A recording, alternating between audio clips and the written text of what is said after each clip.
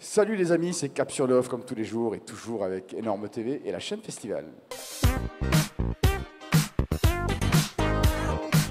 Et si, pour notre premier rendez-vous, nous faisions une petite pause spirituelle dans un confessionnal? On va en parler tout de suite, mais je ne suis pas sûr que ce soit vraiment une pause de tout repos.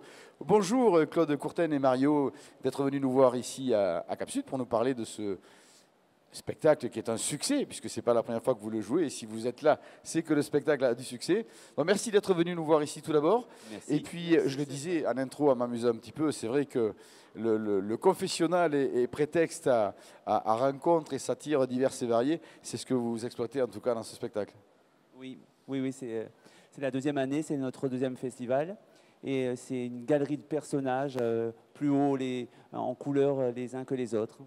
Voilà, oui, on a la vieille bigote, bien sûr, qui vient régulièrement à l'église. Se confesser. Qui vient se confesser. Il y a le boucher, la bouchère qui a le sang chaud. Il y a leur fils qui est gai. Il y a la baronne. Et puis, il y a aussi votre servitrice, Stéphane. Marie-Hélène. Et ça fait du bien. C'est jubilatoire, quelque part, d'imaginer ce qui peut se passer dans l'intimité d'un confessionnal. Et puis, normalement, c'est un lieu aussi un peu sacré où voilà, on ne dit pas n'importe quoi, on ne se comporte pas n'importe comment. Ah, mais ça reste entre nous, pas plus de 70 personnes, hein, tous les soirs. Ça reste tous les soirs. Dans l'intimité d'un théâtre malgré tout. Mais c'est vrai que voilà, ça fait du bien de se lâcher aussi dans un... Il le faut. Il faut en plus, dans les temps actuels, c'est très important de rire et de s'épanouir. Et entre nous, le Père Gabriel n'est pas un saint. Alors je sais que c'est un spectacle il n'y a pas véritablement vocation à en sortir un message profond et extrêmement sérieux. Non. Tout ça, c'est pour rire. Mais oui, absolument. Et il n'y a pas non plus de sacrilège. Vous êtes habillé en prêtre, évidemment. Non, pas du tout. Non, pas du tout. Nous irons tous au paradis. Oui, voilà. Voilà, ni sacrilège, ni hommage non plus. Non. Simplement prétexte On dit simplement des choses qui peuvent être dites dans un confessionnal. Et si ma foi, c'est pas toujours très catholique, c'est pas nous qui l'avons écrit, hein, la pièce. Et d'ailleurs, vous avez des gens à la sortie du spectacle qui vous disent « Oh, quand même, dans un confessionnal... fallait pas le faire ». Non, au contraire, oui. Moi, j'ai eu une dame qui est venue voir notre spectacle et elle me dit, dans la famille, on a 2 curés et ce que vous dites, ce que vous jouez, eh ben, c'est quand même un peu la vérité et c'était pire. Donc, c'est un compliment. Et c'est là où je pensais que ça faisait du bien parce que parfois, on a beaucoup de retenue et puis on peut dire que vous vous lâchez et même au-delà. Et le public apprécie parce que je pense qu'à travers nous, ils aimeraient bien dire et faire ce que nous faisons et ce que nous disons sur scène. Oui. Alors, ils ne peuvent pas. Tandis que nous, en tant que comédiens, avec la magie du théâtre, on peut le faire. Et vous ne vous en privez pas. Non, pas du tout. Donc, on rappelle que le confessionnal est ouvert tous les jours. C'est 17h20, Paradise Théâtre, confession très intime. Voilà, c'est sur la rue de la République, juste en face de la FNAC. C'est facile à trouver. C'est tous les soirs. N'oubliez pas le très. C'est une confession très intime. Ouais. Alors c'est vrai qu'on peut, Régis, leur recommander d'y aller parce que, qui sait, peut-être il gagnera le paradis. Mais on espère. Après tout. Mais vous êtes les bienvenus voilà. Pour vous confesser. Voilà, on vous pardonnera vos péchés. Oh, il y aurait peut-être des choses à dire. Enfin bon, je ne vais pas me prêter à ce jeu-là. Confession très intime, vous l'aurez compris. C'est drôle et c'est au Paradise République à 17h20 tous les jours jusqu'à la fin du festival parce qu'ils sont toniques, en forme, vous voyez ça. Merci d'être venu nous voir à Cap sur l'Off. Merci Stéphane, merci pour l'accueil. Au revoir, merci Régis. Vous êtes nombreux l'an passé à avoir pris beaucoup de plaisir avec le spectacle Chanson à voir, acte 1. Eh bien, c'est l'acte 2 cette année. C'est le succès, c'est comme ça. 2 et avec Joss. Bonjour. Bonjour. Merci d'être venu nous voir. Je dis 2 avec, pardon. Joss est le titre du spectacle, celui qu'on voit sur les affiches. Voilà, Joss, J-O-C-E. J-O-C-E, oui, c'est mon nom. Et le spectacle, c'est Chanson à voir. Chanson à voir. Et l'acte 2, un tour de chant, un vrai tour de chant, où vous reprenez les chansons des artistes que vous aimez et qui sont plutôt portées sur le texte, même si la mélodie est présente, car c'est du live et il est un musicien.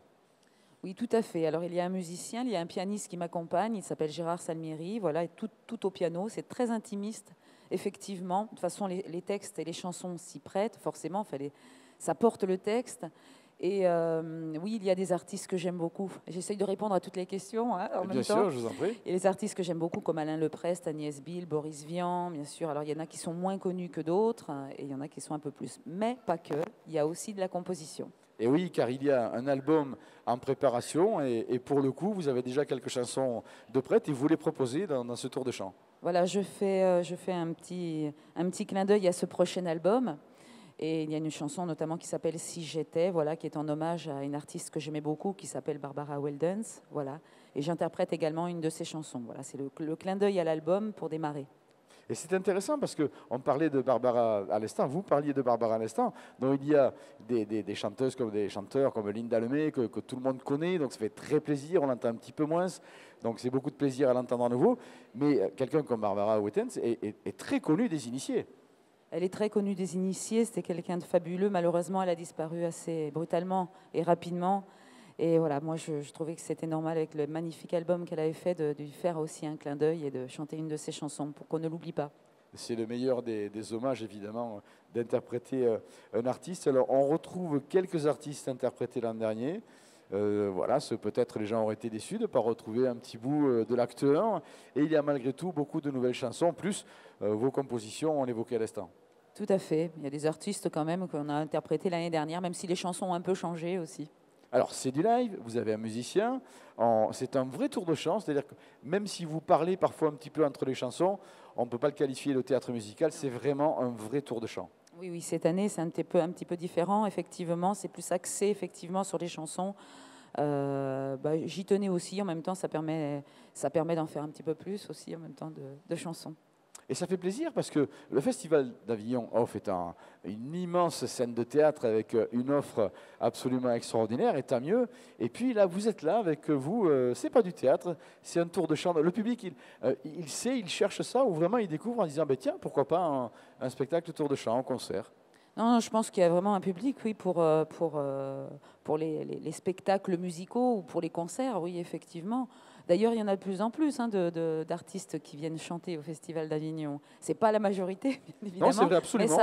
Mais ça prend effectivement... On en reçoit de temps en temps. Tout à fait, oui. Venez. En tout cas, ça fait très plaisir parce qu'ils rencontrent le succès, ces spectacles-là. En tout cas, ceux qui sont très bons, comme le vôtre. Ça se passe au théâtre Le Castellet. Vous jouez tous les jours à 18h30 avec un jour de relâche. Hein? Oui, les jeudis. On est en relâche les jeudis. Voilà, c'est bien la relâche. Et puis, dans votre cas, il faut reposer la voix un petit peu. C'est un marathon, le Festival d'Avignon. C'est primordial. Un marathon du plaisir, mais une épreuve de fond quand même. Merci beaucoup. Je rappelle le spectacle Chanson à voir, acte 2, pour ceux qui ont vu le 1. Sinon, ils découvriront directement le 2. Ça s'appelle JOCE, J-O-C-E, c'est au théâtre Le Castellet à 18h30. Et nous, ici, nous avons été ravis d'accueillir ce spectacle et JOCE. Merci. Merci. Bon festival. Merci beaucoup. Pour continuer notre tour d'horizon sur les succès du Off 2018, j'ai le plaisir de recevoir Axel Sénéquier. Bonjour. Bonjour Régis. Alors, vous venez nous parler sur le plateau de Cap sur le Off de ce spectacle, c'est Chanteclair Solo. Exactement. Ça s'inspire de l'œuvre d'Edmond Rostand. Parlez-nous un petit peu de la genèse de ce spectacle. Alors en fait, moi je suis un peu frustré parce que je trouve que Rostand, on monte souvent Cyrano de Bergerac. Cyrano de Bergerac est un texte évidemment époustouflant, mais il a fait aussi d'autres choses, et notamment, moi je n'ai jamais réussi à voir Chanteclair tout seul. Chanteclair qui est sa dernière œuvre, qu'il a mis 8 ans à écrire, il a écrite 12 ans après Cyrano, et j'ai jamais réussi à la voir sur scène. Il faut dire que c'est une pièce qui est probablement immontable, il y a 129 personnages, entièrement en alexandrin, elle dure plus de 3 heures. Et donc, comme j'étais un peu frustré, je me suis dit, voilà, j'ai envie de la monter. Et plutôt que de la monter intégralement, j'ai pris le parti d'en faire un seul en scène. Donc, un beau challenge. Exactement, un très beau challenge. Et je me suis dit, puisqu'il y a 129 personnages, on va faire un seul comédien. Et c'est comme ça, voilà, qu'on a monté Chanteclair. En fait, voilà, l'histoire, en gros, c'est un metteur en scène qui réunit sa compagnie de théâtre pour leur proposer ce projet. Et donc, il va alterner des moments où il raconte l'histoire de la pièce, il explique justement sa genèse, sa beauté, sa symbolique. C'est une pièce très très symbolique, et en même temps il interprète des morceaux entiers de Chanteclair avec les alexandrins de Rostand qui sont éblouissants. Donc ce spectacle, on peut le retrouver tous les jours à 18h35 au Théâtre Humanum. Il s'adresse à qui ce spectacle ? Alors, ce spectacle, il s'adresse vraiment à tout le monde depuis 7 ans jusqu'à, on dit souvent, 77 ans, enfin tous les âges. C'est un spectacle voilà, pour ceux qui ont envie de découvrir autre chose de Rostand. Chanteclair, vous savez, c'est l'histoire de ce coq qui est convaincu en fait, que son chant fait se lever le soleil. Donc c'est une métaphore de l'artiste, du poète qui pense avoir un rôle important à jouer dans la société. Alors que finalement, s'il n'est pas là, ce pauvre coq, le soleil se lève quand même. Donc c'est une pièce sur les rêves, sur le métier d'artiste, la vocation. C'est une pièce extrêmement poétique, métaphorique, avec des alexandrins splendides. Vraiment tous les âges, à partir de 7 ans, probablement aussi les écoles, les scolaires. C'est un moyen aussi de découvrir d'autres pièces. Faire goûter à la plume de Rostand. Donc voilà, les plus férus comme les plus amateurs de Rostand, en tout cas, pourront prendre beaucoup de plaisir à voir ce spectacle. Vous êtes l'auteur de Chanteclair Solo et le comédien, c'est Émeric Aumont. Exactement. Moi, je suis l'auteur, on a un comédien et puis il y a un metteur en scène. Voilà. D'ailleurs, c'est amusant, sur les premières dates, on a déjà des gens qui aiment beaucoup Cyrano et qui me disent mais c'est incroyable, j'ai étudié Chanteclair à l'école, je ne l'ai jamais vu sur scène, j'ai envie de le voir. On a des gens qui viennent comme ça voilà, pour découvrir un autre pan de l'œuvre de Rostand. Eh bien parfait, une belle occasion donc de découvrir ce spectacle tous les jours, je le rappelle, au Théâtre Aumont, 18h35. Merci beaucoup d'être venu sur le plateau de Capsule Off pour nous parler de ce très beau spectacle et plein de belles choses pour ce mois de juillet. Venez nous voir, on va faire se lever le soleil. Merci. Je vous propose maintenant d'accueillir une des stars du Festival d'Avignon, et ce depuis quelques années, puisque c'est vrai qu'il occupe les plus grosses salles du festival avec son spectacle Piano Furioso, d'abord l'opus 1, maintenant l'opus 2. On est ravis et honorés d'accueillir Gilles Ramade. Bonjour. Bonjour. Merci d'être venu nous voir ici. Merci de m'inviter surtout. On est ravis, on sait que la promo, je ne dis pas qu'elle est inutile, mais enfin, en tout cas, vous avez un excellent spectacle qui est rempli depuis longtemps. Jamais inutile. Hein. Quoi qu'il en soit, c'est très gentil de venir nous voir et du coup de parler aussi à nos amis téléspectateurs et à ceux qui sont autour de nous de cet opus 2. Alors au départ, pour les rares, qu'il se pourrait qu'il y ait des gens qui ne vous connaissent pas encore, malgré tout, et dans ce cas-là, je leur dirais comment vous qualifiez. Vous êtes au départ, évidemment, un virtuose, un pianiste. Je ne sais pas si je suis un virtuose, mais en tout cas, je suis pianiste. Avec une base classique. Oui, je suis pianiste classique. Après, je suis devenu pianiste de jazz. Je suis devenu accompagnateur de chanteurs. Après, je suis devenu chanteur d'opéra. Puis, je suis devenu metteur en scène. En fait, je touche à tout, quoi. J'arrive à être le meilleur dans rien, mais un peu bon partout, quoi. Voilà, en fait. Oh non, je confirme que vous êtes surtout très bon partout, mais avec ce tempérament en feu un peu à bousculer les codes, à avoir envie de disjoncter un peu. Je pense que si on monte sur scène, c'est qu'on a envie de déclencher des réactions, quoi. Si c'est juste faire ce que les gens attendent que vous fassiez, ça ne suffit pas. Pour moi, je pense que la scène, c'est des choses qui font réagir. Justement, ça bouleverse. Moi, j'aime bien l'idée le mot bouleverser, c'est intéressant. Parce que ça veut dire qu'on peut être ému, mais ça veut dire aussi que tout d'un coup, on peut être surpris. Ça veut dire qu'on peut être mort de rire. Voilà. Donc voilà, j'ai envie de bouleverser, ouais, c'est bien. Et puis ça fait du bien à tout le monde parce que voilà, on pourrait être sur quelque chose d'un peu plus rigide ou plus dans des codes avec. Mais surtout au départ avec ce musicien classique. Hein, moi, c'est un petit peu le propos qu'on a défendu ou qu'on a même un peu dénoncé avec Jérémy Ferrari, c'est-à-dire que la musique classique, elle fait peur à plein de gens parce que ça paraît tellement engoncé, ça paraît tellement réservé à des spécialistes avec des codes précis. Quand est-ce que j'applaudis, comment je m'assois, comment est-ce que je dois m'habiller, etc. Bon, tout un tas de choses qui font que les gens ont un a priori presque un peu frileux avec la musique classique. Et puis après, il y a aussi tous ceux qui veulent rester dans l'entre-soi. Donc, c'est tout ce qu'on dénonce dans ce spectacle. Alors, pardon pour la question, mais vous avez des gens, parfois, des vrais adeptes de la musique classique qui vont voir le spectacle parce que vous êtes un grand musicien et puis qui sont là à la sortie. Et donc, vous y allez fort. C'est plutôt le contraire. En fait, moi, c'est mon public le favori, c'est justement les amateurs de musique classique parce qu'alors, eux, ils en rivent vraiment. Ils arrivent vraiment. Alors, les gens qui ne connaissent pas la musique classique apprennent plein de choses sur le milieu. Ça les rassure par rapport au fait qu'on peut être musicien classique et puis ne pas se prendre au sérieux, qu'on peut jouer la marche turque de Mozart et demander aux gens de taper dans les mains en même temps, de lever les bras pendant qu'on joue un rondeau de Schumann. Mais je pense que les gens qui connaissent la musique classique ont un regard aussi, ou alors il faut qu'ils soient vraiment coincés, mais je pense qu'ils vont pas dans le off, ceux-là, ils vont que dans le in. Donc ceux-là, ils viennent et ils apprécient, ils rient d'eux-mêmes en fait. C'est ça qui est rigolo. Ça reste un peu acerbe sur le milieu classique. Je me moque un petit peu de ce côté guindé, quoi, des musiques classiques, mais en même temps, comme j'en fais partie de ce milieu, j'ai un peu le droit de m'en moquer aussi. Et alors pour le coup, la distance qui existe parfois entre le classique pur et dur et puis le public, là, pour le coup, le public est avec vous. Hein. Alors, le public est là, mais en plus je le fais monter sur scène aussi, hein, parce que moi je me bats un petit peu sur cette idée qu'on va donner à des gens le droit ou pas de faire de la musique, comme font les conservatoires qui vont dire, voilà, toi, ça y est, tu es devenu un professionnel parce que tu as ton prix de conservatoire, ce qui est complètement ridicule. Moi je me dis qu'à partir du moment où on est assis à un piano, ben, on devient pianiste. Alors on peut être un mauvais, un médiocre, un très bon, mais dès qu'on joue du piano, on est pianiste. Voilà, c'est un peu ce que je veux démontrer. Pour ça, je fais monter des gens sur scène, en particulier des enfants qui viennent au piano, alors qu'ils n'en ont jamais fait, et on improvise un petit morceau de piano ensemble, et ça marche. Parce que les enfants sont musiciens. En fait, ce qu'il faut savoir, c'est qu'au départ, on est artiste. On est artiste, et après, on perd cette facilité qu'ont les enfants d'être musiciens, d'être acteurs, d'être danseurs. Un enfant qui danse, il danse toujours très bien. C'est après qu'on se coince. On nous rate, je ne sais plus vers quel âge, vers 7-8 ans, je ne sais pas, il y a un truc qui fait qu'on perd ces spontanéités, qu'on a beaucoup de mal à retrouver. C'est pour ça que souvent les artistes sont des grands enfants, ils sont restés enfants au fond. Il faut vous amener des artistes très jeunes dans la salle, hein, aussi. Ah oui, bien sûr. Bien sûr. En tout cas, ils sont de plus en plus nombreux. Hein. De soir en soir, on voit, moi je traîne dans les couloirs du Palace à cette heure-là, et les gens sortent vraiment le sourire aux lèvres, ils sont tous ravis, ils sont de plus en plus nombreux, et ils seront invités à la rentrée aux variétés, puisque le spectacle est amené à s'exporter à Paris. Alors invité, je ne sais pas, parce que je pense que mon producteur ne sera pas content d'inviter tout le monde, mais au moins invité à venir au Théâtre des Variétés, voilà. Oui, ça je suis ravi. Pour poursuivre l'aventure. C'est un grand cadeau là, que me fait ma vie artistique de me retrouver au Théâtre des Variétés à Paris pendant 3 mois. Dans une belle salle, c'est la salle d'Offenbach quand même. Moi qui viens de l'opéra, qui chantais pas mal d'opéra d'Offenbach, me retrouver sur le même plateau où Offenbach a créé La Belle Hélène, Les Brigands, le Barbe Bleue, tout ça, c'est génial, quoi. À la création de l'opus 1 et de l'opus 2, vous imaginiez ce chemin Pas du tout. Pas du tout. C'est ça qui est fantastique. Il faut savoir que ce spectacle au départ était carrément improvisé. J'étais à un piano et puis j'avais des trucs que je racontais. Et quand Jérémy Ferrari m'a dit ton spectacle il est bien, mais bon, il faudrait peut-être structurer un peu, quoi. Il m'a dit envoie-moi le texte. Et je dis mais j'ai pas de texte. Tout est improvisé.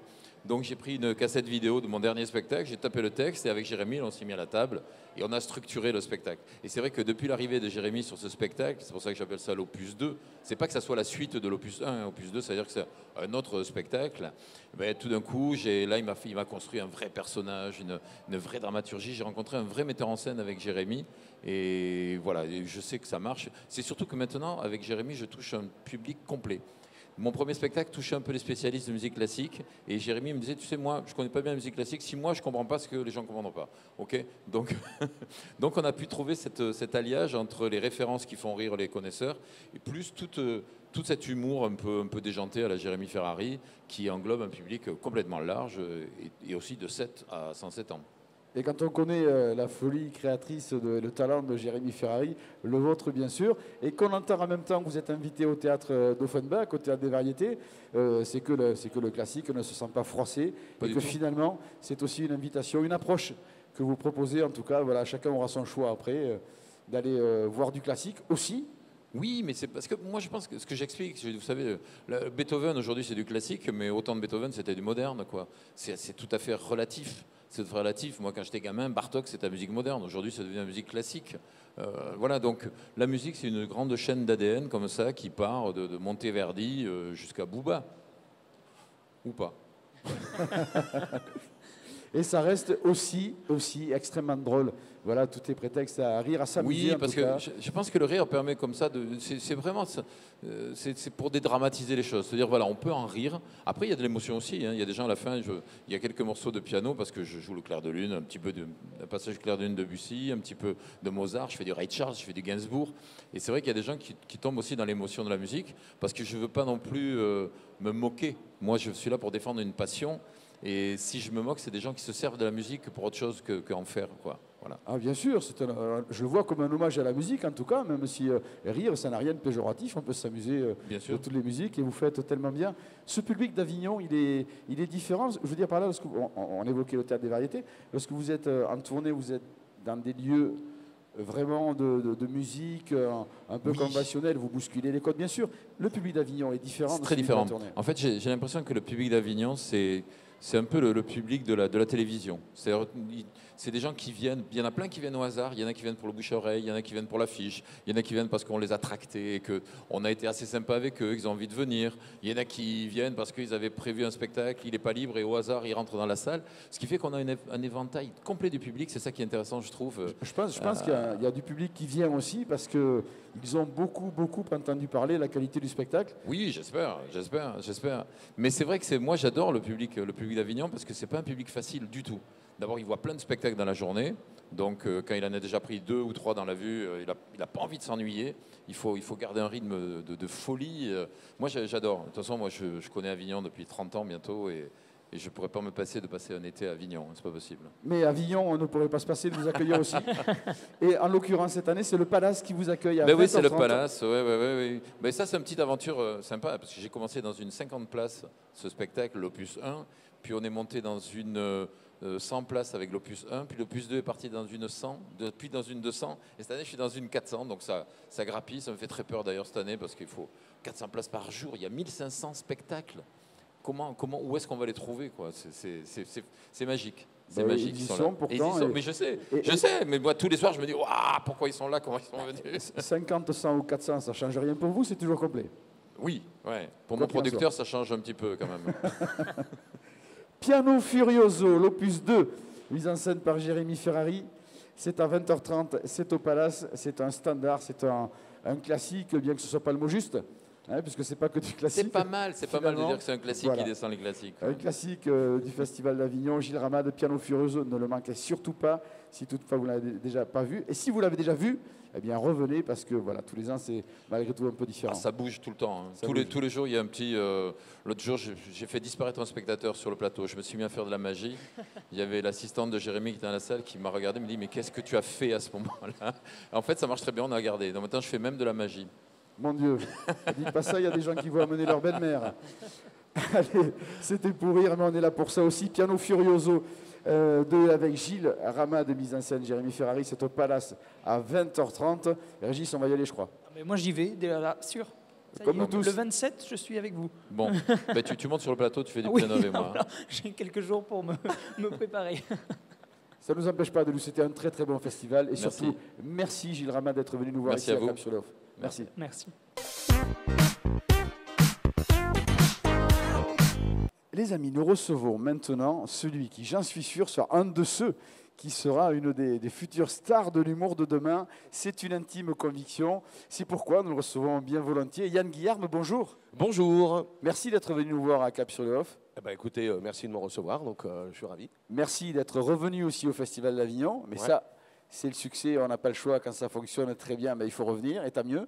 Ouais, exactement. Non, je sais pas si ça. Non, c'est bien. Mais après, c'est mon 10e Avignon, donc tu vois. Mais c'est là, c'est le 2e avec ce one man là. Je l'ai fait l'année dernière, ça s'est très bien passé. Du coup, on a dit, allez, on re-signe, on y retourne et on essaie de faire pareil. Et c'est vrai que cette année, je sens qu'il se passe quelque chose. Alors, est-ce que c'est, on va venir sur le spectacle, hein, est-ce que c'est Code Promo sur France Bleu ou est-ce que c'est les matinales chez Bruno Robles de Rire et Chanson? Mais je sens qu'il se passe quelque chose pour vous cette année. Ouais, pourquoi pas. Non, en tout cas, on fait tout pour. La radio, ça aide bien. C'est écouté. Rire et Chanson, c'est implanté un petit peu partout. Stéphane Bern sur Code Promo, France 2, ça faisait 800 000, 1 million de téléspectateurs. Moi, je commence à m'éclater. Voilà, je suis en place, je connais mon métier, je suis heureux de le faire. Et donc, peut-être que c'est le moment d'enfoncer le clou, d'y aller, quoi. Alors, c'est le moment de vous éclater, c'est ce que vous faites bien, et même vous vous lâchez parfois, parce que si je fais un focus sur un passage de votre spectacle que certainement des gens ont revu à la télévision, notamment chez Patrick Sébastien, allez, le passage de la Bible, par exemple, vous lâchez un petit peu quand même. On y va un petit peu, mais bon, voilà, la Bible, pourquoi pas se moquer de la Bible? Enfin, après, c'est juste plutôt la vision qu'aurait un enfant un peu naïf qui regarde la Bible en disant oh, qu'est-ce que c'est que c'est très mal écrit, il n'y a pas de nom d'auteur, enfin bon, bref. Bon, alors voilà, et après je finis quand même par dire qu'il y a un autre bouquin que je conseille, qui s'appelle Le Coran, voilà, El Coronez, comme on dit en espagnol. Voilà. Alors c'est vrai que, on peut penser qu'on peut rire de tout, mais il faut que ce soit très très bien fait. Et ce passage-là de la Bible, c'est une tuerie absolue. C'est drôle, mais alors c'est drôle. Moi, tout le monde m'en a parlé, tous ceux qui l'ont vu m'en ont parlé. Je suis allé le voir, c'est extraordinaire. Bah, merci. Est-ce qu'il reflète le spectacle? Après, c'est pas un spectacle engagé. C'est un peu corrosif, mais c'est pas fait pour dénoncer ou tu vois. Voilà. Moi, le principe d'abord, c'est vraiment de faire rire, en fait, tout simplement. Voilà, avec ma façon de faire. Donc, c'est-à-dire, voilà, pourquoi on sourirait pas, tu vois, à la vie, quoi. Donc, je prends la Bible, mais j'ai un sketch sur les bars bretons qui est plutôt une cuite, hein, l'histoire d'une cuite que tout le monde a pris une fois au moins dans sa vie. Donc, ça rappelle et tout le monde s'identifie.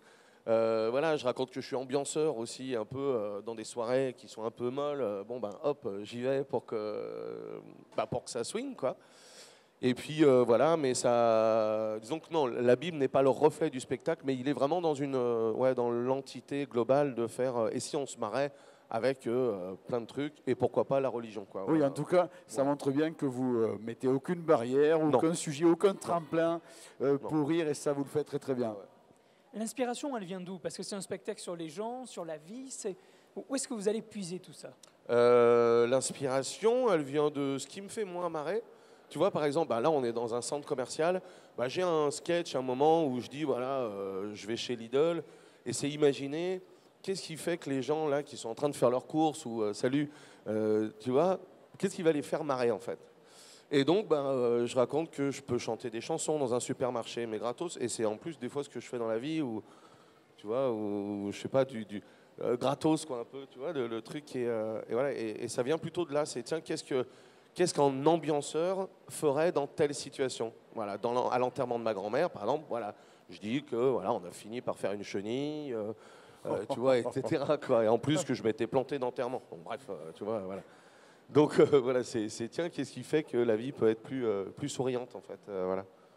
Donc après, on cherche et puis on trouve ce qui nous fait marrer, quoi. Voilà. Et alors le public à la sortie du spectacle, il vous dit jamais, oh là là, vous y êtes allé fort sur ce coup. Non. Il ne fallait pas toucher à ça. Non. Maintenant un peu sur la Bible, on commence à se réveiller. J'ai l'impression les catholiques, tu vois, ils disent oh là là, dis donc, vous tapez fort sur la Bible, etc. Mais comme dans l'ensemble, c'est quand même un spectacle qui est très populaire, qui est très grand public, qui dénonce pas, qui fait pas la morale, les gens sortent en disant cool, tu nous as donné de l'énergie positive. Enfin, tu vois, voilà, il y a un vrai partage plutôt de la générosité comme ça, plutôt qu'un engagement vraiment où les gens disent oh là là, t'y allais fort, quoi. Voilà. Mais c'est vrai que tout est là. Quand on y arrive et puis qu'on fait rire, finalement, on peut accrocher un peu tous les univers et toutes les personnes. Moi, il y a une petite chose que je voulais souligner parce que je suis sensible à ça. Avant de vous recevoir, j'ai regardé ce que vous aviez fait à la télévision, etc. J'ai vraiment très agréablement surpris. Enfin, j'ai adoré votre diction. On comprend tous les mots. Vous avez un bon débit, on comprend tout. On est dans le spectacle et c'est facile d'être avec vous et d'être embarqué dans vos dérisions. Eh ben, déjà, merci, parce que ça veut dire que le travail paye. Mais disons que j'ai une formation de théâtre. Aussi, avant, j'ai joué à Avignon notamment, j'ai joué à la fois dans le subventionné, dans le off, du café-théâtre et autres. Et donc j'ai eu une formation plutôt classique, on va dire. J'ai joué des Molières beaucoup, etc. Donc là, quand il y a le nombre de pieds, on est obligé de travailler sa diction.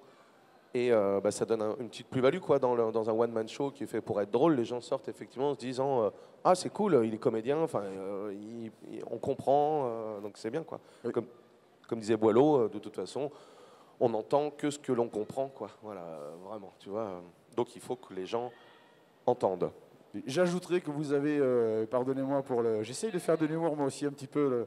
Mais tu as le droit. J'aime lâcher un petit coup, mais je dirais de vous que vous avez une formation de théâtre et une déformation des codes parce qu'ils n'existent pas. Exactement. Et puis on se marre. En tout cas, soyez vraiment attentifs. D'abord, allez le voir, suivez-le parce que je vous assure, moi j'y crois dur comme fer, c'est une des stars de l'humour de demain, vous allez entendre parler de plus en plus. C'est l'occasion de le voir dans une salle à taille humaine. C'est ça. Où vous allez le rencontrer et puis être parmi les premiers à découvrir peut-être ce one-man show qui s'appelle Yann Guillarme, véridique. Ouais, véridique, voilà. Parce que tout est vrai. Parce que tout est vrai. Voilà. Que la vérité est là. Que la vérité, je vous le jure. C'est sans filtre. Voilà. C'est au Palace à 20h30 jusqu'à la fin du festival. Vous êtes déjà en forme. Ouais, jusqu'au 29 juillet. Alors, Régis, il ne faut surtout pas manquer et surtout, vous ne manquez pas. Au Palace, Yann Guillarme, 20h30.